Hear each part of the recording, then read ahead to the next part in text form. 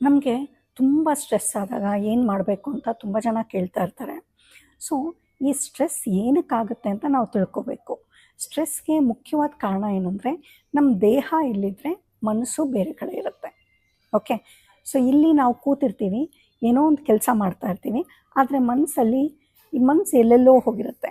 ನನ್ನ girl friend ಏನು ಮಾಡ್ತಾ ಇದ್ದಾಳೆ, ಅಥವಾ ನನ್ನ ಹೆಂಡತಿ ಆಫೀಸಲ್ಲಿ ಏನು ಮಾಡ್ತಾ ಇರ್ಬೋದು. ಸೊ ಈ ಥರ ನಾವು ಕೂತಿರೋದಿಲ್ಲಿ, ಆದರೆ ಮನಸ್ಸು ಅಲ್ಲಿ ಇಲ್ಲಿ ಹೋಗ್ತಾ ಇರುತ್ತೆ. ಸೊ ಇದೇ ಮುಖ್ಯವಾದ ಕಾರಣ ನಮ್ಮ ಸ್ಟ್ರೆಸ್ಗೆ. ಸೊ ನಮ್ಮ ದೇಹ ಎಲ್ಲಿರುತ್ತೋ ಅಲ್ಲೇ ಮನಸ್ಸಿದ್ರೆ ಖಂಡಿತವಾಗ್ಲೂ ನಮಗೆ ಸ್ಟ್ರೆಸ್ ಆಗೋದಿಲ್ಲ. ಸೊ ಈ ಸ್ಟ್ರೆಸ್ಸನ್ನು ಕಡಿಮೆ ಮಾಡಬೇಕು ಅಂದರೆ ಒಂದು ಸಿಂಪಲ್ ಮತ್ತು ಪವರ್ಫುಲ್ ಮೆಡಿಟೇಷನ್ ಟೆಕ್ನಿಕ್ ಇದೆ. ಅದನ್ನೇ ಓಶೋ ಅವರ ನಾದಬ್ರಹ್ಮ ಮೆಡಿಟೇಷನ್. ಈ ನಾದಬ್ರಹ್ಮ ಮೆಡಿಟೇಷನ್ ಏನಂದರೆ, ಇದು ಹಾರ್ಟ್ಗೆ ಸಂಬಂಧಪಟ್ಟ ಮೆಡಿಟೇಷನ್. ಸೊ ಇದರಲ್ಲಿ 4 ಸ್ಟೇಜಸ್ ಇದೆ. ಓಕೆ, ಬಟ್ ಆ 4 ಸ್ಟೇಜಸ್ಸು ಮಾಡಿದೆ ನಾನು ಸುಮ್ಮನೆ ಹಮ್ಮಿಂಗ್ ಮಾಡಿದೆ, ಬರೀ ಬ್ರಷ್ ಮಾಡ್ತಾ ಹಮ್ಮಿಂಗ್ ಮಾಡಿಬಿಟ್ಟೆ, ಅಥವಾ ಇನ್ನೇನೋ ಮಾಡ್ತಾ ಇನ್ಸ್ಟಾಗ್ರಾಮ್ ಸ್ಕ್ರಾಲ್ ಮಾಡ್ತಾ ಹಮ್ಮಿಂಗ್ ಮಾಡಿದೆ ಅಂದರೆ ಡೆಫಿನೆಟ್ಟಾಗಿ ಅದರಲ್ಲಿ ಸ್ಟ್ರೆಸ್ಸು ಕಡಿಮೆ ಆಗೋದಿಲ್ಲ. ನಾದಬ್ರಹ್ಮ ಮೆಡಿಟೇಷನ್ನ ಕರೆಕ್ಟಾಗಿ 1 ಅವರ್ ಮಾಡಬೇಕು. ಸೊ 1 ಅವರ್ ನೀವು ಕರೆಕ್ಟಾಗಿ ಮಾಡಿದ್ರೆ ಆ ದಿನ ಪೂರ್ತಿ ನಿಮಗೆ ಒಂದು ಪ್ರಜ್ಞೆ, ಅಂದರೆ ನಿಮ್ಮಲ್ಲಿ ಅವೇರ್ನೆಸ್ ಜಾಸ್ತಿ ಆಗುತ್ತೆ ಮತ್ತು ಎನರ್ಜಿ ಜಾಸ್ತಿ ಆಗುತ್ತೆ. ಸೊ ಈ ನಾದಬ್ರಹ್ಮ ಮೆಡಿಟೇಷನ್ನ ನಾವು ಕರೆಕ್ಟಾಗಿ ಮಾಡೋದ್ರಿಂದ ನಮ್ಮ ಹಾರ್ಟು ಆ್ಯಕ್ಟಿವೇಟ್ ಆಗುತ್ತೆ, ಅದ್ರ ಜೊತೆ ಎಮೋಷನ್ಸ್ ಎಲ್ಲನೂ ಬ್ಯಾಲೆನ್ಸ್ ಆಗುತ್ತೆ, ಮತ್ತು ನಾವು ರೀಚಾರ್ಜ್ ಆಗ್ತೀವಿ, ಅಂದರೆ ನಮ್ಮಲ್ಲಿ ಎನರ್ಜಿ ಇನ್ನೂ ಜಾಸ್ತಿ ಆಗುತ್ತೆ. ಸೊ ಇವಾಗ ನೀವು ಕೇಳ್ಬೋದು, ಈ ನಾದಬ್ರಹ್ಮ ಮೆಡಿಟೇಷನ್ನ ಯಾವ ರೀತಿ ಮಾಡಬೇಕು ಅಂದ್ಬಿಟ್ಟು. ಸೊ ನಾದಬ್ರಹ್ಮ ಮೆಡಿಟೇಷನಲ್ಲಿ 4 ಸ್ಟೇಜಸ್ ಇದೆ. ಸೊ ಫಸ್ಟ್ ಸ್ಟೇಜಲ್ಲಿ ಏನಂದರೆ 30 ಮಿನಿಟ್ಸು. ಓಕೆ, ಸೊ 30 ಮಿನಿಟ್ಸು ನೀವು ಒಂದು ಪಾಸ್ಚರಲ್ಲಿ ಕುತ್ಕೋಬೇಕು. ಪ್ರಿಫರ್ಡ್ ಪಾಸ್ಚರ್ ಏನಂದರೆ ಲೋಟಸ್ ಪಾಸ್ಚರು. ಲೋಟಸ್ ಪಾಸ್ಚರ್ ಅಂದರೆ ನಿಮ್ಮೆಲ್ಲರಿಗೂ ಗೊತ್ತಿರುತ್ತೆ. ಸೊ ಚಪ್ಪಲಿ ಮಟ್ಟೆ ಹಾಕ್ಕೊಂಡು ಕುತ್ಕೊಂಡು ನಮ್ಮ ಸ್ಪೈನನ್ನು ಸ್ಟ್ರೈಟಾಗಿ ಇಟ್ಕೋಬೇಕು. ನಮ್ಮ ಬ್ಯಾಕನ್ನು ಅಂದರೆ ಬೆನ್ನನ್ನು ಸ್ಟ್ರೈಟಾಗಿ ಇಟ್ಕೊಂಡು ಕಣ್ಣುಗಳನ್ನು ಮುಚ್ಕೋಬೇಕು. ಕಣ್ಣುಗಳನ್ನು ಮುಚ್ಕೊಂಡು ನಾವೇನು ಮಾಡಬೇಕು ಅಂದರೆ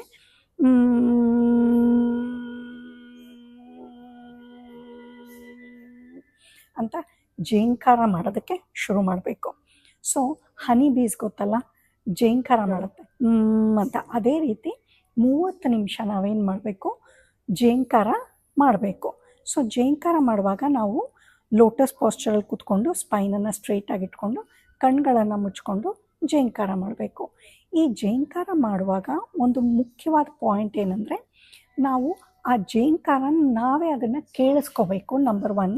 ಮತ್ತು ಅದನ್ನು ಅಬ್ಸರ್ವ್ ಮಾಡಬೇಕು. ಒಳಗಡೆಯಿಂದ ನಾವು ನಮ್ಮ ಸೌಂಡನ್ನು ಅಬ್ಸರ್ವ್ ಮಾಡ್ತಾ ಇರಬೇಕು. ಮತ್ತು ನಮ್ಮ ಥಾಟ್ಸು ಬಂದು ಹೋಗ್ತಾ ಇರುತ್ತೆ, ಅದನ್ನು ಅಬ್ಸರ್ವ್ ಮಾಡ್ಬೋದು. ಸೊ ಫಸ್ಟ್ ಸ್ಟೇಜ್ 30 ಮಿನಿಟ್ಸು ನಾವು ಪ್ರತಿಯೊಂದನ್ನು, ಅಂದರೆ ನಾವೇನು ಜೇಂಕಾರ ಮಾಡ್ತಾ ಇರ್ತೀವಿ ಅದನ್ನು ಒಳಗಡೆಯಿಂದ ಗಮನಿಸಬೇಕು, ಅಬ್ಸರ್ವ್ ಮಾಡಬೇಕು. ಓಕೆ, ನಮ್ಮ ಸೌಂಡನ್ನು ನಾವೇ ಕೇಳಿಸ್ಕೋಬೇಕು. ಸೊ 30 ಮಿನಿಟ್ಸು ಎಲ್ಲರಿಗೂ ಕೇಳಿಸ್ದೇ ಇದ್ದರೂ ಅಟ್ಲೀಸ್ಟ್ ನಮ್ಮ ಸುತ್ತಮುತ್ತ ಯಾರು ಇರ್ತಾರೋ ಅವ್ರಿಗೆ ಕೇಳಿಸೋ ಥರ ಈ ಜೇಂಕಾರನ ಮಾಡಬೇಕು. ಈ ರೀತಿ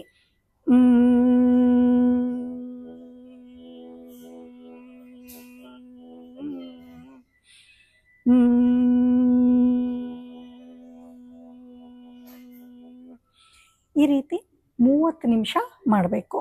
ಇದಕ್ಕೆ ಸ್ಪೆಸಿಫಿಕ್ ಆಗಿರೋ ಮ್ಯೂಸಿಕ್ ಇರುತ್ತೆ, ಅದನ್ನೇ ಹಾಕ್ಕೊಂಡೇ ಮಾಡಬೇಕಿದೆ ಈ ಒಂದು ಮೆಡಿಟೇಷನ್ನ.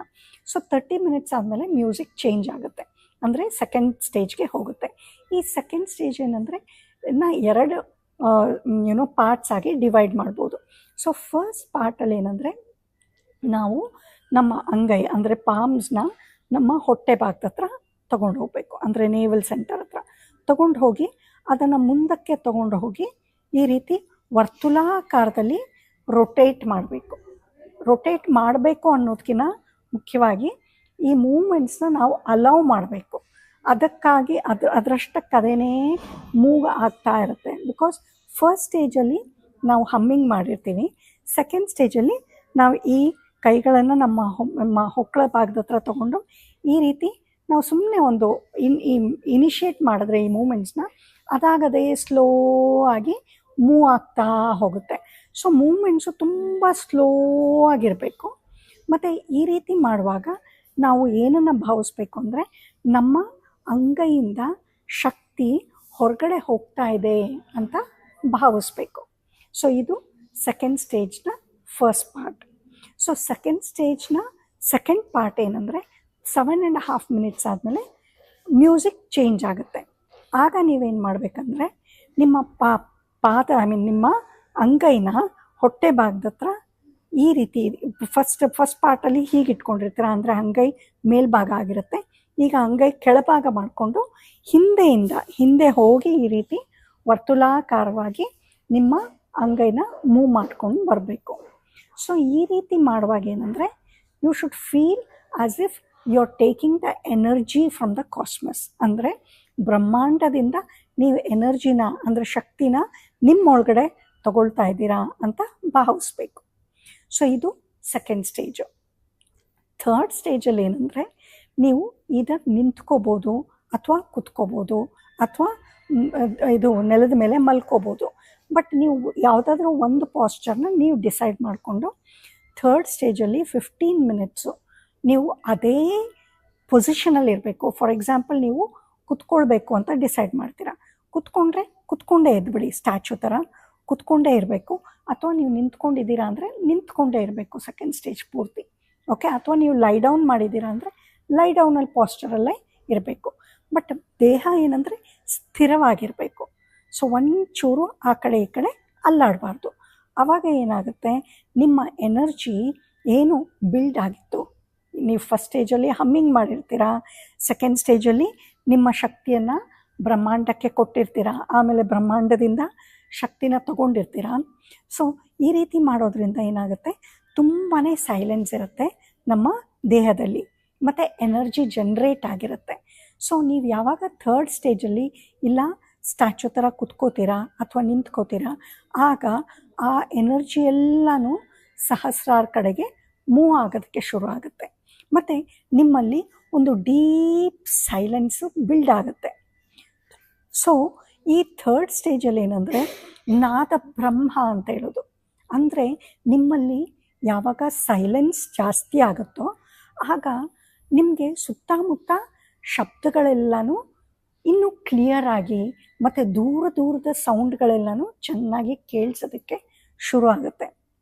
ಸೊ ನಮ್ಮ ಮನಸ್ಸಿನಲ್ಲಿ ಯಾವಾಗ ಗಜಾಬಿಜಿ ಅಂತ ಏನೋ ಎಲ್ಲ ಥಾಟ್ಸ್ ಇರುತ್ತಲ್ಲ, ಓಕೆ, ಅವ್ರೇನು ಮಾಡ್ತಾಯಿದ್ದಾರೆ, ಇವ್ರೇನು ಮಾಡ್ತಾಯಿದ್ದಾರೆ ಅಂತ ಎಲ್ಲನೂ ಯೋಚನೆ ಮಾಡ್ತಾ ಇರುವಾಗ ನಮ್ಮಲ್ಲಿ ಸೈಲೆನ್ಸ್ ಇರೋದಿಲ್ಲ. ಆಗ ಪಕ್ಕದಲ್ಲಿ ಏನು ಮಾತಾಡ್ತಾ ಇದ್ದಾರೆ ಅನ್ನೋದನ್ನು ಕೇಳಿಸಿರೋದಿಲ್ಲ. ಆದರೆ ನಾದಬ್ರಹ್ಮ ಮೆಡಿಟೇಷನ್ನ ನೀವು ಕರೆಕ್ಟಾಗಿ ಮಾಡಿದ್ರೆ ನಿಮಗೆ ಅಷ್ಟೊಂದು ನಿಮ್ಮ ಮನಸ್ಸಿನಲ್ಲಿ ಸೈಲೆನ್ಸ್ ಇರುತ್ತೆ, ಥಾಟ್ಸ್ ಎಲ್ಲನೂ ಕಡಿಮೆ ಆಗಿರುತ್ತೆ. ಸೊ ಹಾಗಾಗಿ ದೂರದಲ್ಲಿ ಏನೇನು ಶಬ್ದಗಳು ಬರುತ್ತಲ್ಲ ಅದೆಲ್ಲನೂ ನಿಮಗೆ ಕೇಳಿಸುತ್ತೆ. ಸೊ ನಾದಬ್ರಹ್ಮ ಮೆಡಿಟೇಷನ್ನ it's a very powerful meditation. So fourth ಸ್ಟೇಜಲ್ಲಿ ಏನೂ ಮಾಡಬೇಕಾಗಿಲ್ಲ, ನೀವು ಸುಮ್ಮನೆ ಲೈ ಡೌನ್ ಮಾಡಿಬಿಟ್ಟು ನಿಮ್ಮ ದೇಹನ ರಿಲ್ಯಾಕ್ಸ್ ಮಾಡೋದು ಅಷ್ಟೇ. ಸೊ ಈ ಮೆಡಿಟೇಷನ್ಗೆ ಏನಂದರೆ ಸ್ಪೆಸಿಫಿಕ್ ಮ್ಯೂಸಿಕ್ ಇದೆ. ಅಂದರೆ ಇದಕ್ಕೆ ಯಾವ ಮ್ಯೂಸಿಕ್ ಓಶೋ ಅವ್ರು ಡಿಸೈನ್ ಮಾಡಿದ್ದಾರೆ ಅದೇ ಮ್ಯೂಸಿಕ್ಕನ್ನು ನಾವು ಹಾಕ್ಕೊಂಡು ಈ ಒಂದು ಮೆಡಿಟೇಷನ್ನ ಮಾಡಬೇಕು.